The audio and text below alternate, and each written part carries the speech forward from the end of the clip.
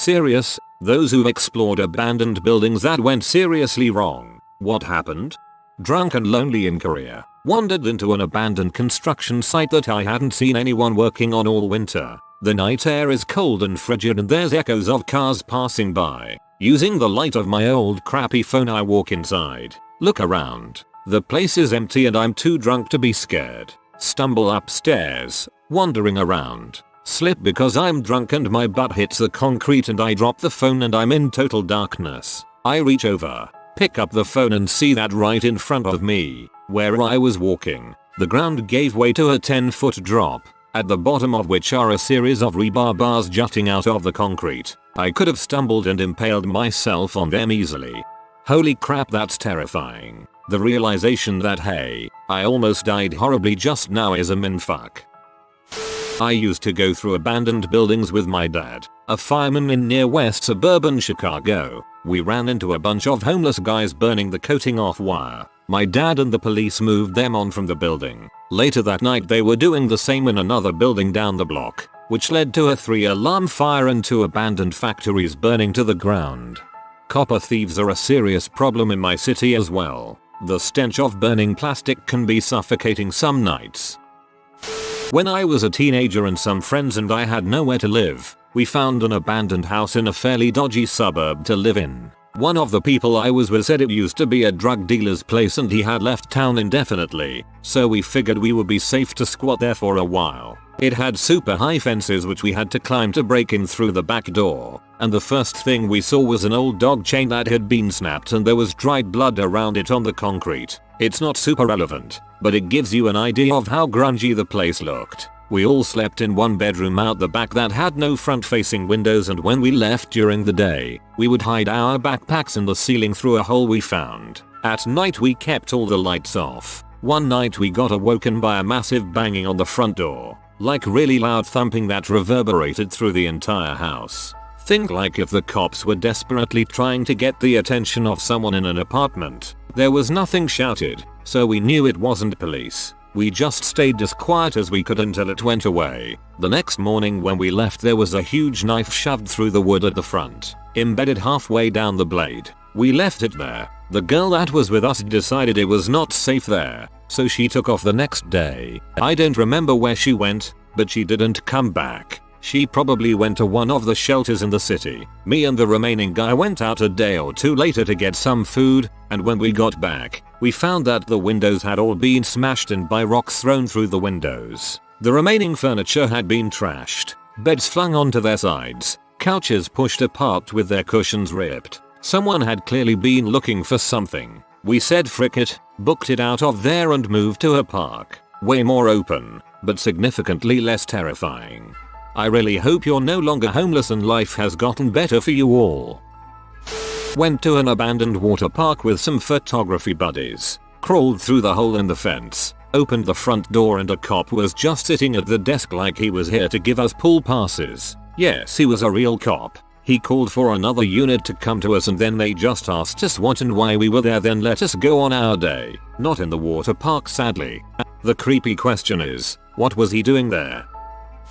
Some friends and I went exploring in an old abandoned slave church in the deep South Georgia woods. There were graves dug up in the cemetery and the church itself was all falling apart. There was one hallway with a room in the back that had the door cracked. I was the first one in the hallway and as I got to the door to the room in the back, I heard someone in the room go shh. Went to turn and run out of there but my GF at the time was leaned against the wall in a daze looking at the ground. I had to grab her hand and pull her to get her going. It was weird. Born and raised in the deep south, we had some old slave buildings and a small graveyard far back in the wooded area of our property. I don't know if the supernatural is real, but one thing I can tell you for certain, do not frick with old slave stuff. Flat and ope.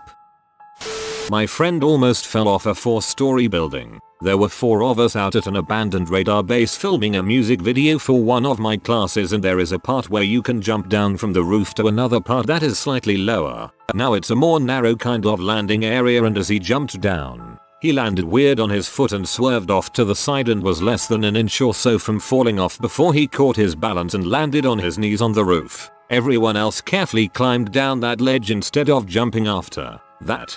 My hands started to clam up reading this. As kids, my cousin and I went exploring in an abandoned old church. He, being the more adventurous of the two, had decided to go climbing and seeing if he could get on top of the roof. Well, it wasn't exactly stable, and luckily he didn't get all the way to the top when he fell. He copped a nasty gash on his leg in the process, and it was a long walk back to our grandmother's house to get it tended to, purely because we kept stopping. Needless to say, we were banned from exploring since. While exploring an abandoned warehouse that we always used to go to as kids, we found a filming crew one night. As we were passing the campus where the actors stay, the cops pulled up and chased us into the bush. Turns out they were filming a scene for IT Chapter 2. Now when we go to the warehouse, all we can think about is that dang clown. That's actually pretty cool. Not seriously wrong, but I was pretty scared. I was around 10 years old or so. I went into this not that old abandoned building with two of my friends. They were boys. We explored the building and got down to the basement, and we met some boys from 9th grade and we went with them. We got pretty deep into the basement and then all of a sudden a woman starts to scream. We couldn't see anybody since it was very dark. We had flashlights and flashed around the room. Keep in mind I was the only girl with the group of boys and my friends. We just ran out after that as the screaming continued. We all agreed to never enter again. Depending on where in the country you are, there's a good chance you were hearing a fox. They're known for having a call that sounds a ton like a woman screaming. It was a really old house in the woods. Pretty sure there was a fire or something because there was a stone slab and chimney next to the house where a place used to be with fire damage. 3 of us wanted to see what was in the place, so we started exploring. Some ruined furniture was still there and moth-eaten carpet. Coolest thing in there was an old wooden chair with some impressive carving work. We ventured upstairs and that is when things went wrong. 2 steps in and creak crack, the floor split open and my buddy's leg went through. Lucky for him he had jeans on and nothing got broken. We decided not to check out the rest of the place and made our way out of the woods before it got dark. I was walking through the 4th floor of an abandoned orphanage in the chapel, and the only light I had to guide me was faint from the video camera, before smartphones, and as I pointed it down to routinely light the floor to check, I was a foot away from stepping into a giant hole in the floor almost 2 meters wide, dropping down below. My heart dropped and then a freaking bat flew overhead of me and scared the crap out of me as well. Explored an abandoned school. The place was boarded up, so we technically had to break in, but the roof was caving in and the power was cut. We got into the gym and triggered an alarm that was apparently on some kind of backup power, and we all had to squeeze through a small opening row rush back out. We used to play Airsoft King of the Hill games in an old early 1900s mansion that had been abandoned since the 80s in the Illinois cornfields. We never went deep into the basement because it was partially flooded and at the same time gave everyone a very weird feeling when we would get to the bottom of the steps. Well, one day we decided to play a night game and the whole vibe of the house was off. It felt like there was someone standing right behind you the entire time, and we kept hearing noises and sloshing water coming from the basement, so we booked it out of there, and as we were leaving we all swear we saw light come on really quick up in the attic and then go dark. This is like that moment in scary movies where the main characters could just leave and the movie would be over, but instead they stay. Good idea leaving. Took 2 steps into the doorway and a gigantic banana spider crawled right onto my face. I knocked myself backwards out of the place, just hitting myself in the face to get it off. After that I decided that was enough of that noise. Nothing went wrong per se, but the whole building was caved in. Small house around 100 years old, except for one room, a child's room that seemed almost untouched. The walls still pink, glass chandelier hanging from the ceiling. It was creepy given the rest of the house was completely fallen apart, you couldn't make out the rooms. So this happened 1 year ago. I was with my best friend at a pretty known abandoned house in my city. Almost every weekend we would go there, have fun and drink. Nobody was interrupting us. But one night as we entered, we noticed some homeless people walking around and yelling. At that point we knew that we should get out of there. The problem was that those guys already saw us and started chasing us. Not running, but still. Him and I decided to run and hide in a bus station nearby. After 10 minutes the homeless guys were around the corner of the street and holding some kind of knife. There were 4 guys. It was 11 at night, so we got really scared and went to one of my friend's house 500 meters from there. We called the police and it turns out that those dudes have been stealing in buses and doing this kind of stuff all over the city. I was pretty scared from that situation. Whoa.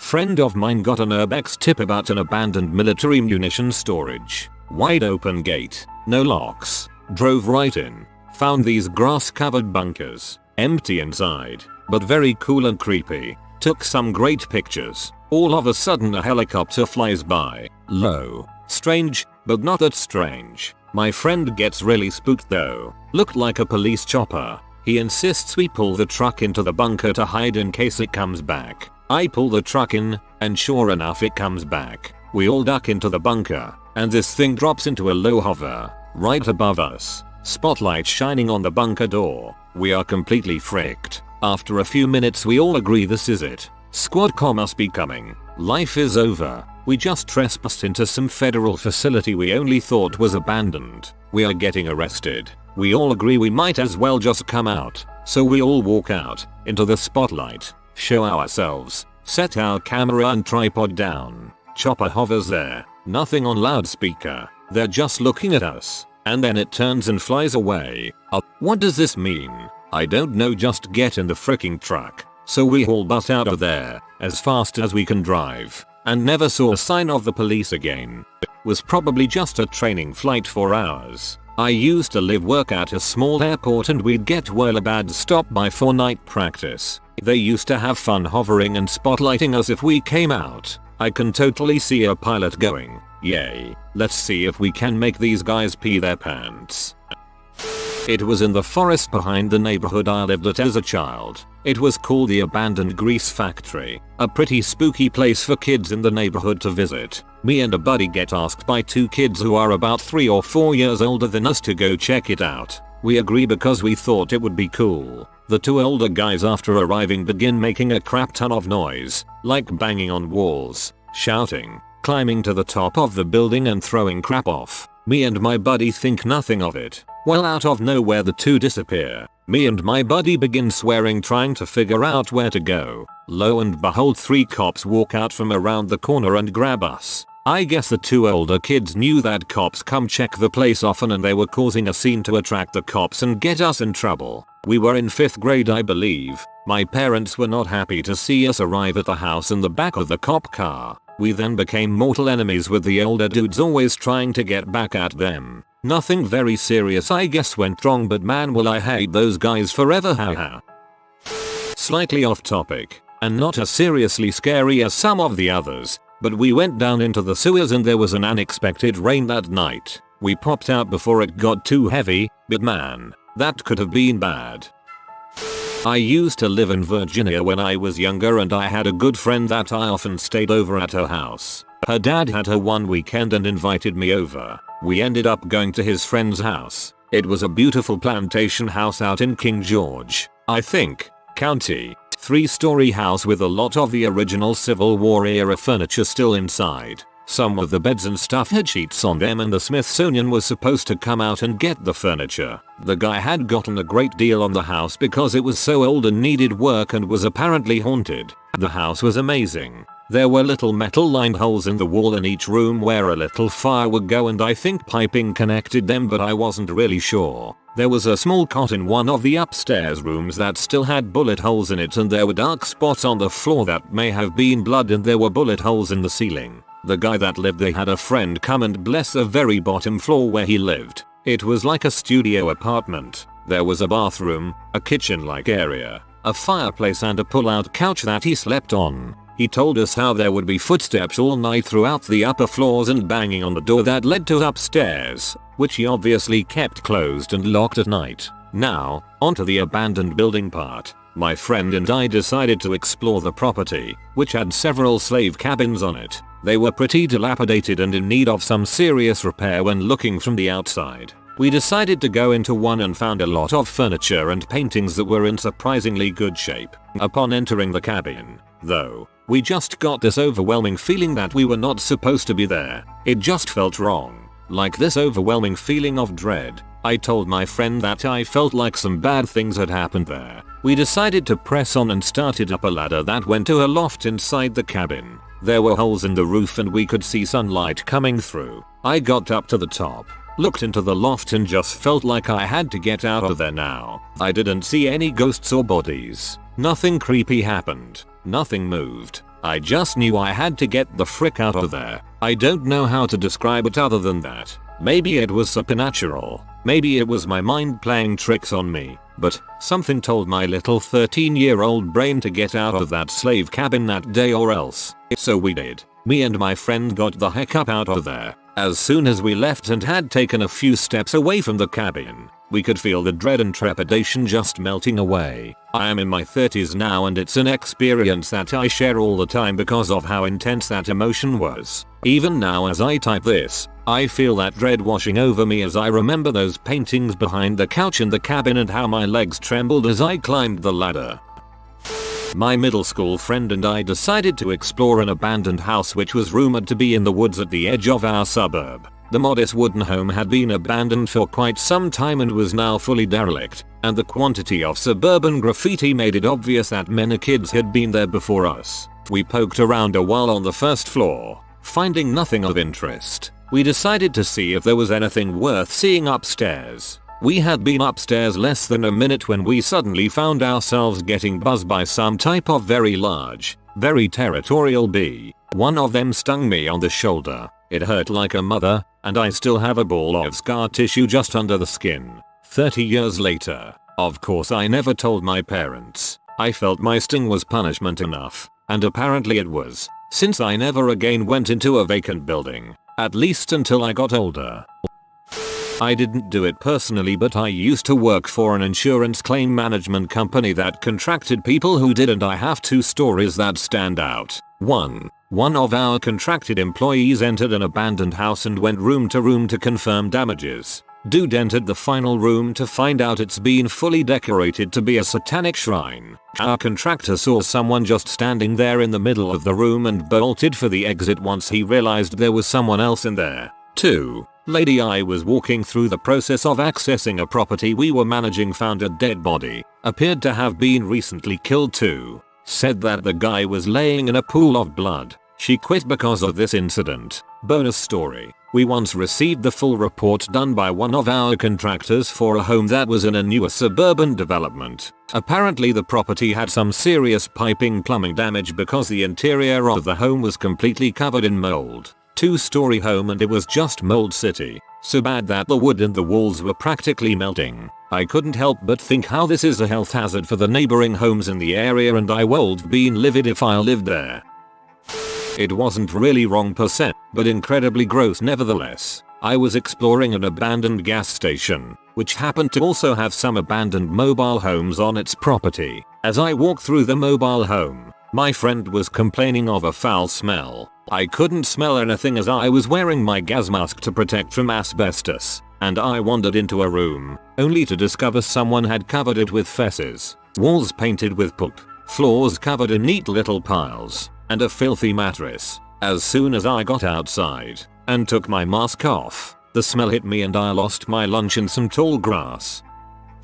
When I was about 12-13, me and a good friend of mine used to visit a rural woodland area near our houses, but soon found that the forest was like a bowl shape and the rim was around some construction sites. Anyway, we climb up the forest walls, which were super steep, and we made a lot of grunting noises as we were climbing up. We keep walking up and climb under over a fence and the whole construction site is completely silent. There's like nothing there except a skip and weeds growing every which way. It's definitely been abandoned for a while. Anyway, we did this a few times in the space of several months, and one time I decide to journey to this area by myself and check it out. So I get there, and as I'm on my way to the bowl part, I stop and get my bearings right when a pretty big stick hits me really hard in the back of the head. I turn around and there's no one there. I even shout who's there and then pretend to laugh, assuming it's someone from my school playing a prank on me, but there's no answer. Now the stick that hit me wasn't just dropping from a tree, it came sideways, like an arrow almost down the aisle of the path I was walking down. I remember looking around and upwards, thinking that it's crazy how I'm here completely alone. Anyway, I left straight away, mentioned it to my brother, who mentioned it might have been some exceptionally deadly owl that nips people's necks ears, and then never mentioned it again because the thought of being there not alone is freaky. That's my mediocre story. I got hit by a stick and retreated back home. So in my town there is an abandoned paper mill. As dumb teenagers do, my friends and I decided to explore it. We knew of some other kids in our high school who go there regularly, so we thought nothing of it. So we had been there for maybe 20 minutes or so and we just see a dark figure and hear a loud hey. Knowing that we were busted, we started to run into a dead end. Turns out it was the owner of the mill. He was a really nice guy and he gave us a tour. His vision was to turn that place into a 5-star restaurant, but until then he would rent out the space for film crews. A few horror movies had been filmed there. He was there just checking up on the place and sectioning off the places the floor was weakening. He honestly probably saved one of us a trip to the ER because the floors looked fine till you put any pressure on them. We felt bad, so we showed him where the hole in the fence was so he could seal it later. That's actually very understanding of him. And cool that you guys gave back his niceness by telling him about the hole. I went into this creepy abandoned mansion that was also used as a mental institution before it was abandoned. Didn't even expect to get in, but a connecting building had an opening and I just wound up in the mansion. Anyway, super cool place. Right out of a horror movie. As I'm finishing up exploring the place, I come up on a room on the top floor. Door was open and as I walked in I noticed a sign. It read, "Warning, high levels of asbestos in this area. If you have been exposed, go to nearby hospital immediately." Tried to breathe as little as possible as I booked it out of there. Didn't go to the hospital because I doubt I could have been exposed to so much asbestos I'll have problems. And even if I was, there's nothing a hospital is going to be able to do anyway. Instead I went home, threw all my clothes in the wash, took a shower, and bought a gas mask for future explorations. Asbestos doesn't work that way. It has been turned into something similar to nuclear fallout, but it takes repeated exposure of it and does form to harm you. My husband grew up on the east side of Chicago, on the Indiana border. There was an abandoned brewery there, called Falstaff, I believe. The kids from the neighborhood would always go and explore all around it at night. Well, a small group went, and one of the boys fell like their stories into an old granary, and his friends got scared and ran away, leaving him there. Come morning, there was a big search for the missing boy, but his friends were too scared to admit what had happened. After a night or two, one of them was having nightmares and terrible anxiety and came clean to his parents. Parents called the cops, and they found the boy, who had died. But apparently he survived in that granary for some unknown length of time, and may have survived if he was found quickly, though this may just be urban legend. It was incredibly horrific. My husband knew the kids and was there during the searches and aftermath. Real nightmare fuel. You can find the Tribune article by googling. I believe this happened in the very early 1990s. I was on the roof of an abandoned house with a friend, just to smoke some weed and talk peacefully. My friend got up to go pee. After a step, part of the roof collapsed and my mate fell to the floor below and got hurt with a leg injury. Pay close attention to the abandoned places. It can become dangerous. Dang. I am glad it was not worse. I wasn't present, but I had a friend who had a similar fall while trying to take photography in an abandoned building. Fell 2 stories and broke a rib and arm. If you are new to the channel, you can subscribe. I publish new videos every day. Until then, check another video.